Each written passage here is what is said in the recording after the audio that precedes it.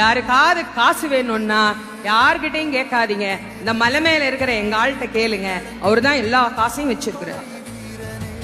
அவர்கிட்ட போனா லோனே இருக்காது. நமக்கு லோனே இருக்க கூடாது அப்படின்னா ஒன்னும் மா லோன் இல்லைன்னா மை லோன், 2 லோன் அவங்களே வச்சிருக்கிறாங்க. அதனால அங்க போயிட்டீங்கன்னா வாழ்க்கையில, ஏன்னா இப்ப எல்லாருக்குமே லோன்ல தானே வண்டி ஓடிக்கிட்டு இருக்கு. அதனால அதெல்லாம் இல்லாம இருக்கணும்னா இவர் காலை போய் பிடிங்க. என்ன கேட்டாலும் எங்க அப்பன் முருகன் கொடுப்பார். நீங்க என்ன வேணாலும் கேட்டு பாருங்க. நீங்கள் அவன் காதில் விழும்படியாக கேட்டு பாருங்கள், அவன் கண்டிப்பாக தருவான். நிறைய பேர் சொல்றாங்க, நாங்களும் கேட்டுக்கிட்டு தாங்க இருக்கிறோம், எங்களுக்கு அவன் கொடுக்க மாட்டேங்கிறான் அப்படின்னா, இறைவன் வெளியிலிருந்து நாம் கொடுக்கின்ற எந்த பொருளையும் தனக்கென ஏற்றுக்கொள்வதில்லை.